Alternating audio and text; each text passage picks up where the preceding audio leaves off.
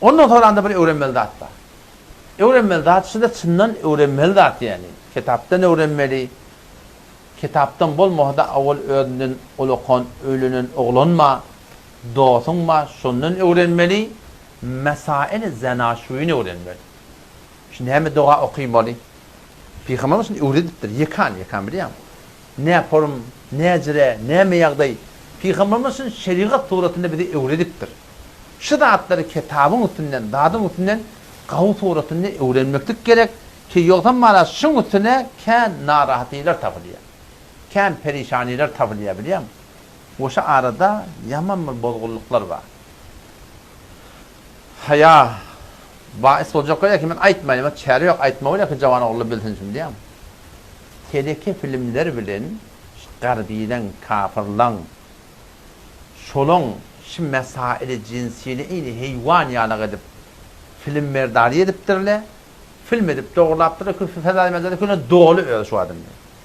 Şu mesaille bilen gelip cavan oğulları ve bela nispet şu mesaille bilen gelip öl ayağına yatımda, turumda, yakınlaşmaklıkta şonu gözleyip şola bilen bana şu tuğratına meşgul bolayan cavan oğullar var. Onun günahkarçılıklığı, o Allah Teala Resulullah o adamların lanetı tinecekliği, o marakın Huday'daki şeyle bir yağdaydı ölüm başı götüren o başının tamam neyem olacaklığı, buna ayrı vurun şu dağıtlar zindigin çarşırıyanda.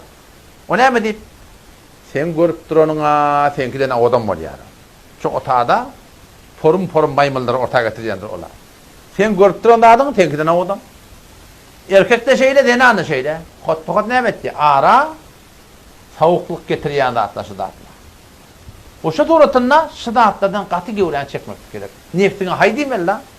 Neftine haydimel. Huday talan veren halalını haram bilen üşürüp şey dip barakayım haya perdeni yırtmaklık İdinin zindigi nemet ya harap etti. O Türkiye bir film veriyordu. Adı ne mesela? He? Hava. Şuna meniz filmler. Türkiye'nin filmi. Ya şuna meniz filmler. Ki zahiren İslami ki İslam'da sana at da yok. Şolar gödemeklik kanavada da bizim kanavadalamı da hıyanete öğretiyorlar. Hıyanete öğretiyorlar. Yani atlı koy diye adam söylen. Adam söylen de doğru bilen. Adam to o dostunun marakim denanesi bilen. O bilen Müslüman da oğullar, cavan oğullar. Sizi ki ölümtürsünüz de şuna mendeş fesadi, tehliketçiliği, zati gelip kanavada da öz ayal oğlanmışanın gödüyersin. Sen gödemeklik bilen sen hiç şek etmek sen oğlanmışan da şu hıyanatları atlı bilip erteki gün nemet ya sana hıyanet eder mi ka? Etmer mi ka değil mi yani?